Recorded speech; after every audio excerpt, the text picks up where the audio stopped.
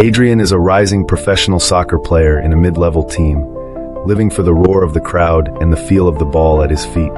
Just when a bigger future starts to open for him, a brutal tackle tears his left knee and shatters his confidence. Doctors doubt, coaches move on, and people tell him to accept a quieter life. But Adrian cannot forget the field, the dreams, and the promise he made to himself as a kid. This story follows his darkest nights, the endless rehab, the lonely mornings in the gym, and the silent battles inside his own mind, as he fights to rewrite what everyone else believes is already decided. Chapter 1: Born between concrete and goals. I grew up between concrete walls and narrow streets, where the echo of a bouncing ball was louder than any car horn. My name is Adrian, and long before I signed a professional contract, I was just a kid chasing a dream bigger than my neighborhood. Every day after school, I would run straight to the small courtyard behind our apartment. The ground was hard, the goals were made of old bags, and the ball had more patches than leather. But to me, that place was the biggest stadium in the world. My parents worked long hours. They could not afford expensive gear or private coaches. What they gave me was something more powerful: permission to dream, and the freedom to chase that dream with everything I had. That I watched my idols on TV and imagined my name being shouted by thousands of fans. At night I would fall asleep with a ball at my feet and a promise in my heart. One day, I would play soccer as a professional and make my family proud. Years passed, and the street games turned into real matches.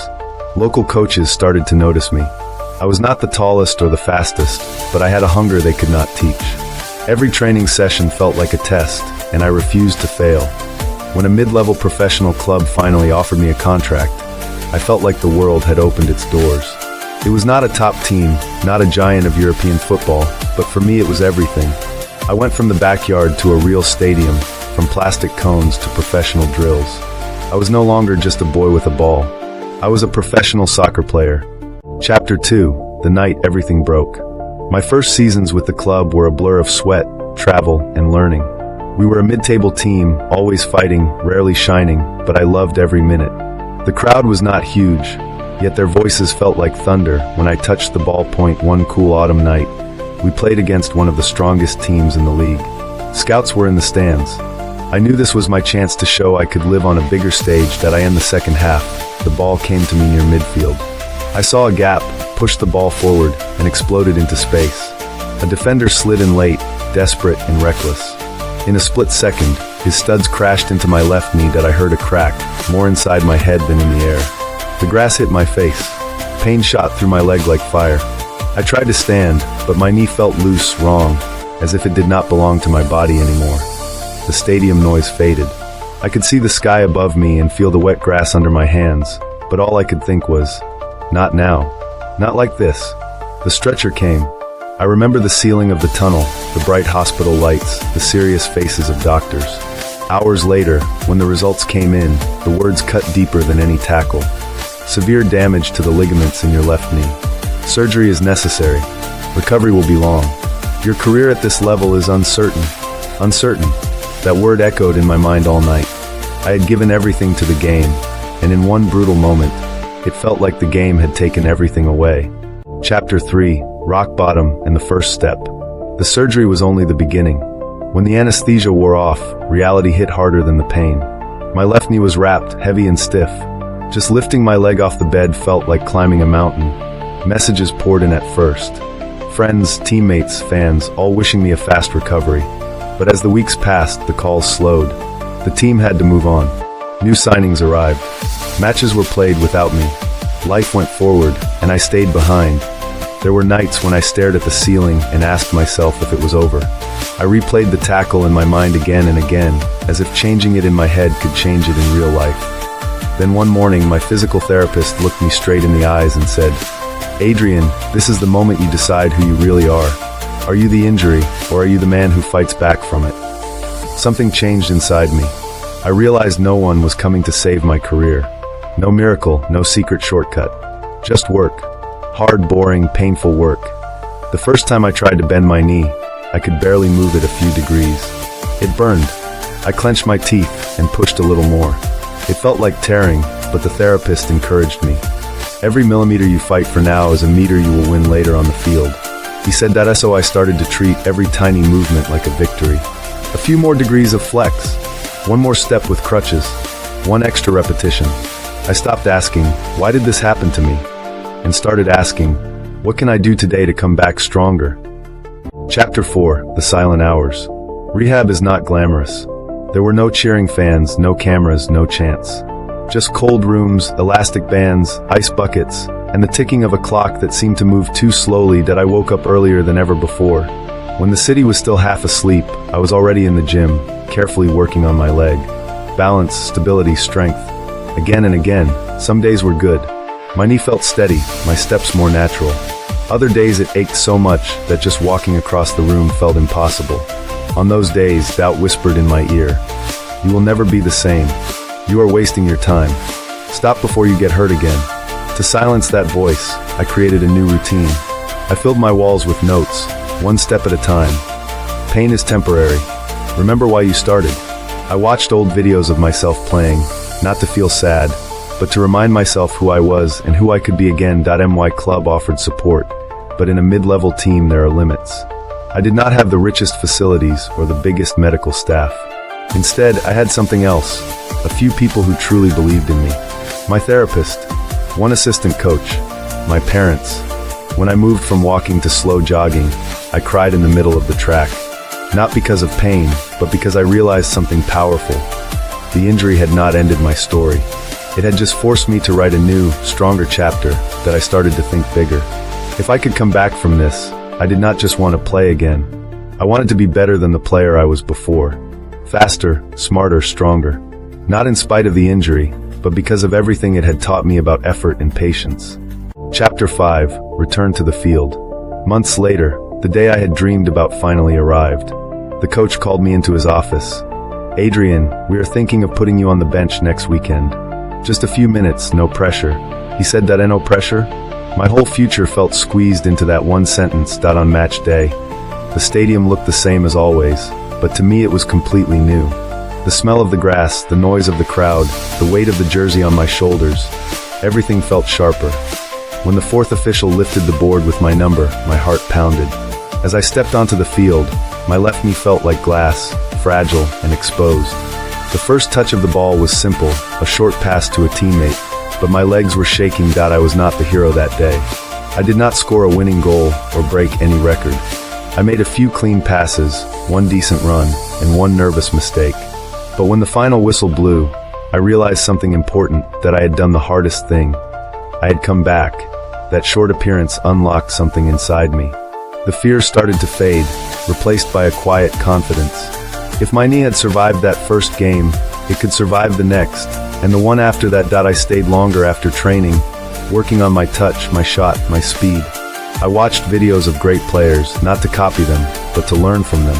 I studied movement, positioning, timing. Little by little, my minutes increased. My legs remembered. My mind adapted. Soon I was not just the guy who came back from injury. I was a key player again, but now I wanted more. I did not want to be just an average pro on a mid-level team. I wanted to test my limits, to see how far this new version of myself could really go. Chapter 6, Beyond Limits. My comeback season was full of ups and downs, but something had changed forever in my approach. Before the injury, I relied mostly on talent and passion. After the injury, I added discipline and science. I worked with a fitness coach to rebuild my body from the ground up. We focused on my core, my balance, the small muscles around my knee that I had never even thought about before. I started eating better, sleeping better, protecting my body instead of just pushing it blindly. Soon, the results showed on the field. I was sharper, reading the game faster, making better decisions under pressure. My stats improved. More goals, more assists, more distance covered per match. People began to notice. First, reporters asking about my miracle return. Then, bigger teams sending scouts. The same kind of night when I had been injured, I now played like a man who owned the field instead of fearing it. I in one crucial match, against the league leaders. I scored twice and assisted once. After the game, a scout approached my agent. "We see more than a comeback story," he said. "We see a future star." Offers came from bigger leagues and bigger clubs.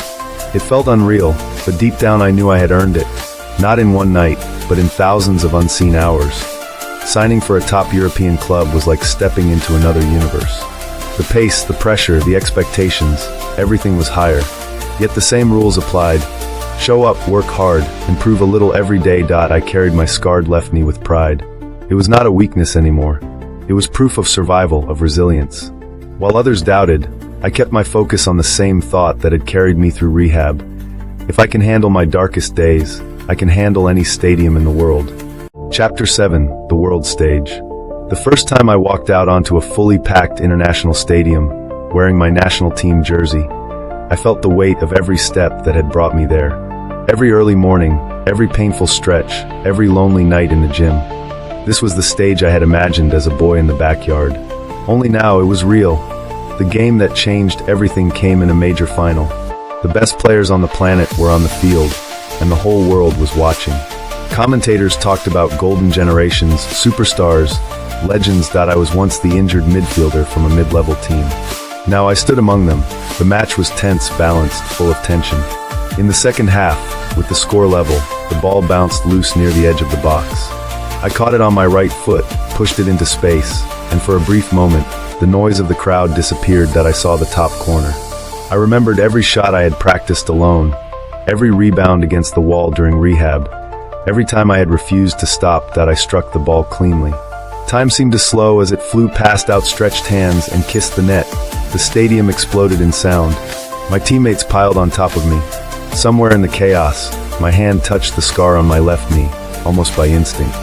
It reminded me that this moment did not come from luck. It came from not giving up when it would have been easier to walk away. That goal became a symbol, not just of a title won, but of a journey completed, a promise kept. In the months that followed, the awards came. Best player of the tournament, records broken, my name spoken in debates about the best soccer player in the world. Journalists loved the story of my injury and comeback, but I knew the truth.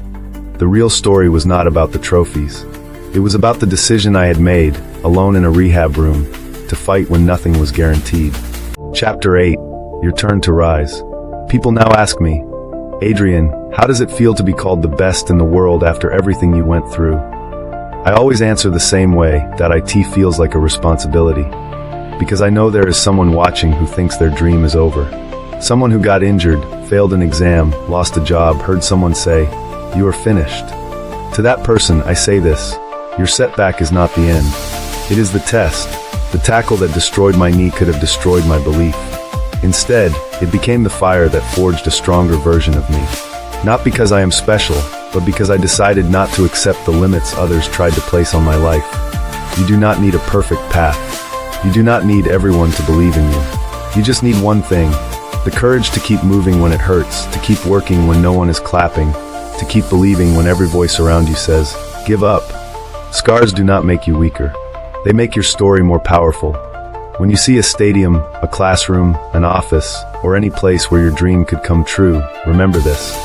Somewhere, a kid from a small street with a broken knee once walked onto the biggest stage in the world and refused to bow to fear, that if I can rise from that, then you can rise from where you are. So hold on. Fight back. Write your own ending.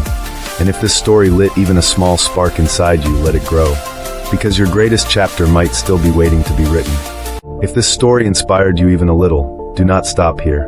Subscribe to the channel, activate notifications so you do not miss the next powerful journey. Give a like to this video to help it reach more people.